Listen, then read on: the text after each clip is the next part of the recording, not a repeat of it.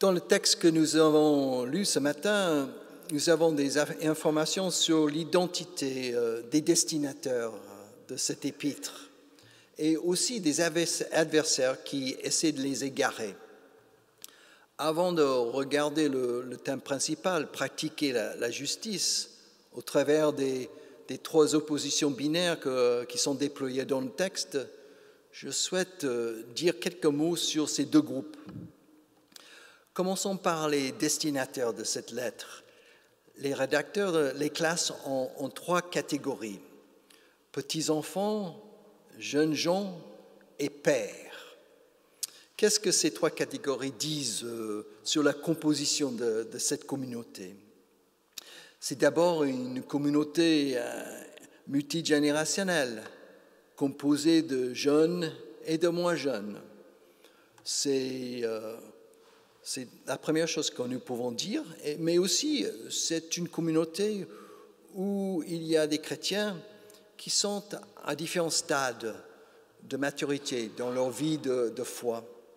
Il y a d'abord des débutants dans la foi qui sont en train d'intégrer pour la première fois cette bonne nouvelle d'un Dieu Père qui les aime et les pardonne gratuitement en Jésus-Christ. Il y a ensuite des jeunes gens dans la force de l'âge qui vivent depuis un moment leur foi en Christ. Ils ont expérimenté sa présence dans leur vie et ils en sont convaincus. Mais il manque peut-être un peu de maturité spirituelle. Puis enfin, il y a des plus âgés, des anciennes, des pères dans la foi qui cheminent depuis l'arrivée de l'annonce de la bonne nouvelle dans cette ville. Ils sont les sages de la communauté qui connaissent l'importance de vivre sa foi dans la durée. Comme vous le voyez, cette communauté est très diverse, un peu comme la nôtre lorsque ce temple est bien rempli. Aujourd'hui, on est un peu sur le moyen d'âge plus élevé, mais d'habitude, on a une communauté multigénérationnelle de toutes sortes de personnes. Donc cette lettre, comme je vous l'ai dit, a pour objectif de tenir ensemble tous ses membres dans leur diversité pour que les liens de communion entre eux et aussi avec Dieu par le Christ en soient renforcés. Qui sont alors leurs adversaires? Nous apprenons qu'ils faisaient auparavant partie de cette communauté, mais qu'ils l'ont quittée à un moment donné. Comme je l'ai dit dimanche dernier, les rédacteurs de cet épître les appellent des antichrists. Qu'est-ce qui caractérise alors leur croyance? Le texte nous dit aujourd'hui que ces opposants ne croient pas que Jésus est le Christ. Ils ont en fait un problème avec l'humanité de Jésus. Ils ne peuvent pas accepter que le Christ céleste se soit pleinement incarné dans le Jésus terrestre. Pour eux, dans leur façon de voir le monde, tout ce qui est terrestre et matériel est forcément mauvais et n'a rien à voir avec Dieu. Tout ce qui comptait pour eux à cette époque-là, c'était la dimension spirituelle et céleste de la foi en Christ. C'est pourquoi toute la dimension éthique de l'Évangile et de l'incarnation de la foi dans le monde ne les intéresse pas.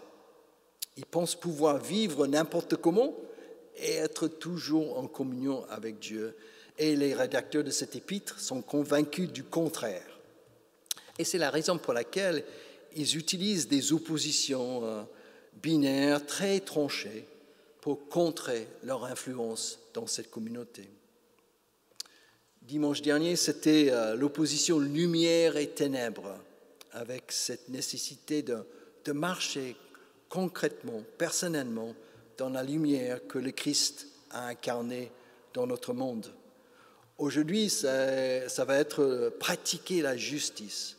À partir de ce verset clé que vous avez entendu dans la lecture, si vous savez que le Christ est juste, c'est-à-dire qu'il a vraiment incarné la justice dans notre monde, reconnaissez que quiconque pratique la justice est né de Dieu. À partir de cette affirmation et aussi à partir des des oppositions, des trois oppositions que nous avons vues dans le texte, je vous invite à réfléchir encore davantage sur ce qui contribue à renforcer nos liens de communion. La première opposition binaire que les rédacteurs utilisent pour confondre leurs adversaires, c'est entre celui qui aime Dieu d'un côté et celui qui aime le monde. Pour comprendre cette opposition, il nous faut d'abord préciser de quel monde parlent les rédacteurs. Cela ne peut pas être le monde comme genre humain, comme les personnes qui habitent cette terre, parce que cette même communauté joannique nous dit dans l'évangile de Jean que Dieu a tant aimé le monde qu'il a donné son Fils unique. Donc ce monde-là, le genre humain, est donc l'objet de l'amour de Dieu. Cela ne peut pas être non plus le monde créé par Dieu, c'est-à-dire notre planète avec la faune, la flore, le genre humain aussi, mais aussi la partie inanimée du monde aussi. Le livre de la Genèse nous dit que Dieu a regardé ce monde-là et dit que c'était très bon. De quel monde s'agit-il donc dans cet écrit ? Le monde dont il est question, je crois, ce sont plutôt les forces qui s'opposent à la volonté de Dieu dans notre monde. Ces forces s'incarnent bien évidemment dans l'agir des gens, dans les idéologies qu'ils peuvent inventer et dans les systèmes complexes qui sont mis en place pour propager ces idéologies. C'est peut-être ça le monde dont il est question. Dans notre texte, c'est le mot « convoitise » qui est utilisé pour parler justement de ces forces contraires à la volonté de Dieu.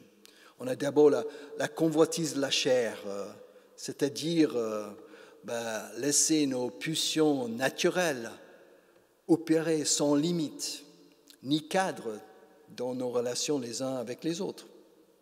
Ensuite, il y a la convoitise des yeux, c'est-à-dire limiter sa vie à ce qui se voit, au matériel de la terre, en oubliant bien sûr toute la dimension spirituelle qui ne se voit pas, sauf avec les yeux de la foi.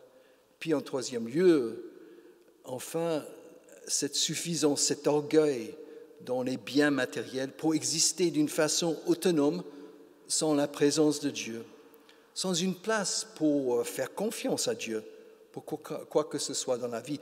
Ces trois choses qui étaient soulignées dans le texte, ce sont ces forces-là qui sont opposées à Dieu. Voilà donc comment les auteurs de cet épître désignent l'amour du monde en opposition à l'amour de Dieu.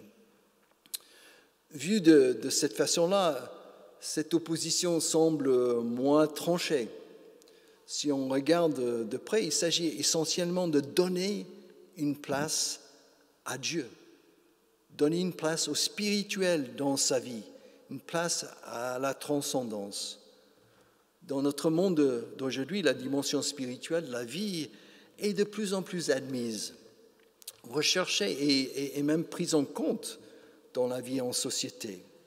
Elle ne fait pas évidemment totalement unanimité. Il y a des laïcards qui poussent contre, mais si nous regardons de près, il y a une sensibilité spirituelle générale dans notre monde.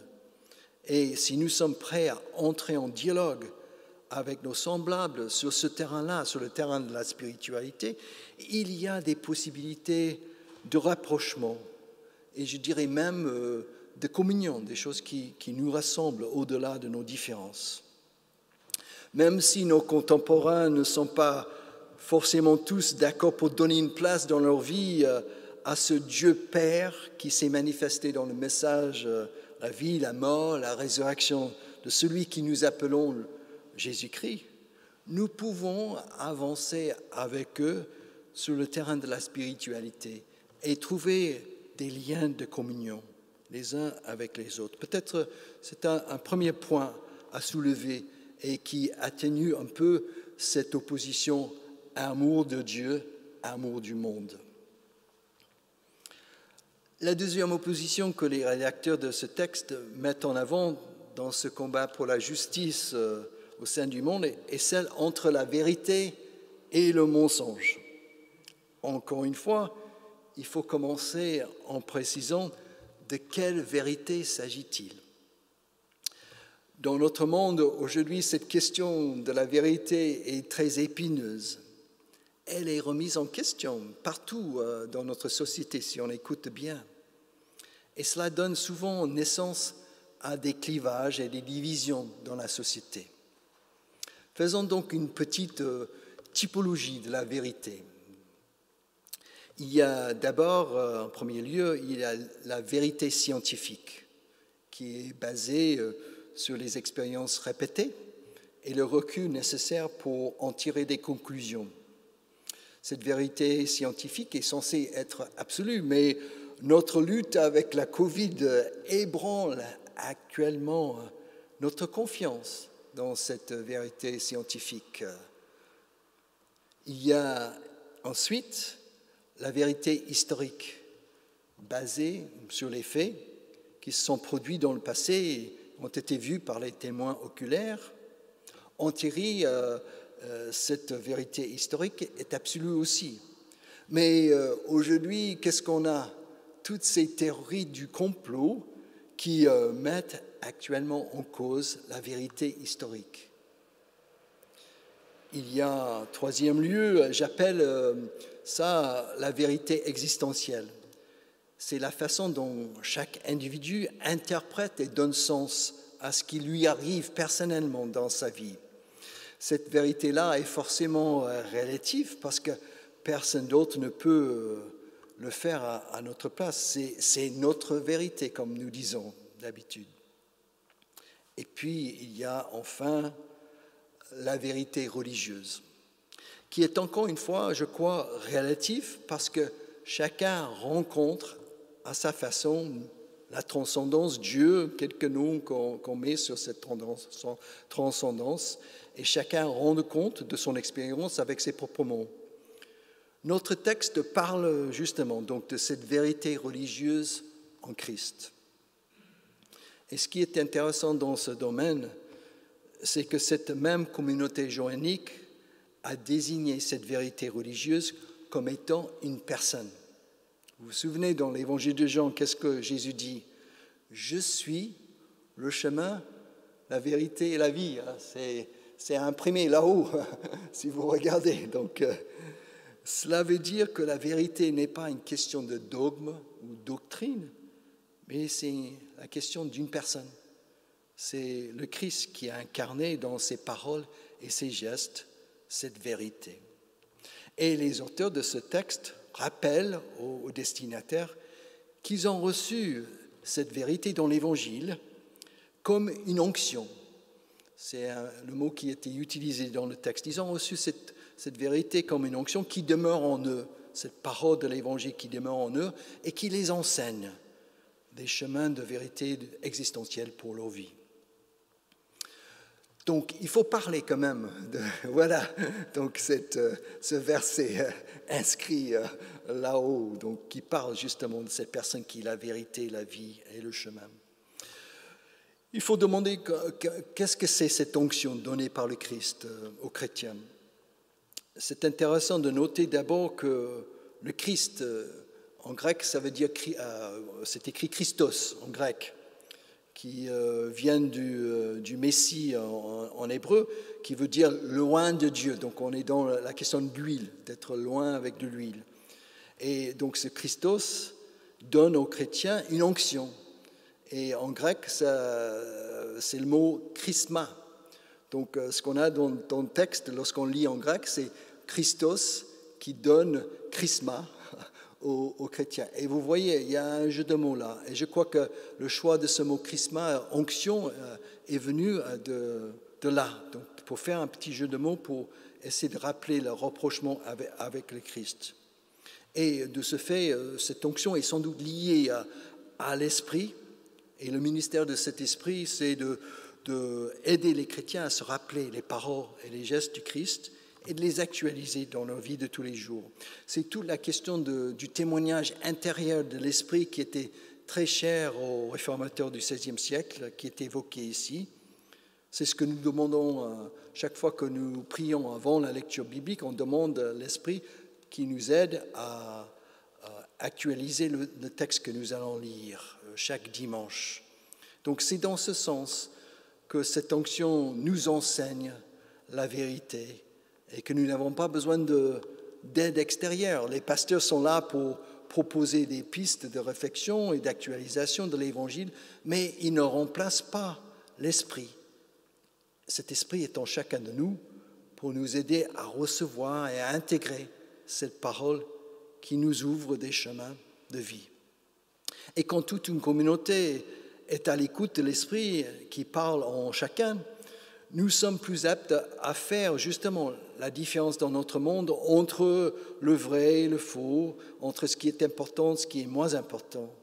Et nous pouvons avancer ensemble dans ce discernement en étant en communion les uns avec les autres et avec le Christ. La dernière opposition dualiste que nous voyons dans le texte, c'est cette opposition entre enfant de Dieu et enfant du diable. Donc, c'est très fort là dans le texte. Il est ici question de filiation spirituelle, d'être né de quelqu'un. Les auteurs disent justement que celui qui pratique la justice est né de Dieu et celui qui pratique l'injustice est né du diable. Comment cela se manifeste-t-il dans la vie de tous les jours? Pour aborder cette question, il faut commencer par parler de la personnification du mal par les auteurs de cet écrit. Il y a 3 mots principaux utilisés pour personnifier le mal dans la Bible. Donc il y a le malin ou le mauvais. On a entendu dans notre texte, c'est le plus simple, c'est l'incarnation du mal ou du mauvais dans le monde. Ensuite, il y a le diable. Le mot grec veut dire celui qui divise, donc le diviseur. Puis enfin, il y a le mot Satan. Il vient d'un mot hébreu qui veut dire celui qui accuse, donc l'accusateur. Le malin, le diviseur, l'accusateur. Pour moi, la personnification du mal ne nous aide pas dans notre démarche de foi. Je ne suis pas les auteurs bibliques là sur ce terrain-là. Désigner un être maléfique du nom du malin, du diable ou du Satan nous dédouane en tant qu'être humain de notre responsabilité personnelle. On peut toujours dire que c'est lui qui est le problème, pas moi.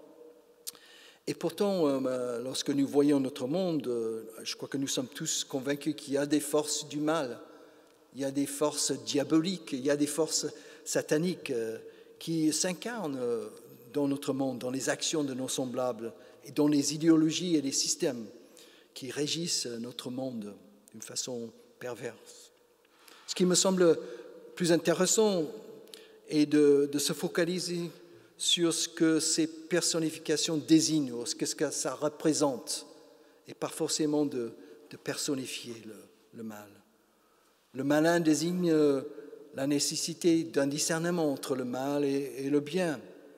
Donc, identifier dans notre société les vecteurs et les mécanismes qui permettent à ces forces de mal d'œuvrer, c'est une première étape. Et puis, discerner le bien que nous voulons mettre en place pour contrer ou remplacer ces forces du mal est une deuxième étape. Et tout cela se fait dans la clarté et dans la nuance d'un dialogue où on ne diabolise pas l'autre. Le diable, ça désigne les forces qui divisent le monde. Et donc, dans ces questions-là, il est question de voir ces forces et d'essayer de trouver des dynamiques qui rassemblent et qui unissent les personnes. Le Satan désigne des forces qui accusent. Et donc, l'idée là, c'est de trouver des dynamiques plus positives qui libèrent de l'accusation dans notre monde. Tout ça relève pour moi d'un désir de pratiquer la justice dans notre monde, en nommant dans l'humilité avec d'autres les dynamiques négatives qui sont à l'œuvre dans notre monde sont encore diaboliser les personnes. Et en cherchant les racines de ces dynamiques néfastes, nous sommes plus aptes à inventer ensemble des façons de faire et d'être qui sont plus justes, plus solidaires, plus fraternelles pour notre monde. C'est finalement ce à quoi notre texte nous appelle pour pratiquer cette justice qui s'est incarnée d'abord dans la personne et dans l'œuvre de Jésus-Christ, et que nous pouvons avoir un témoignage dans l'Évangile, dans la lecture, et puis qui est aussi éclairé par l'Esprit qui est dans notre cœur. C'est tout un cheminement où on s'engage à chercher les chemins de la justice en regardant vers Jésus-Christ. Amen.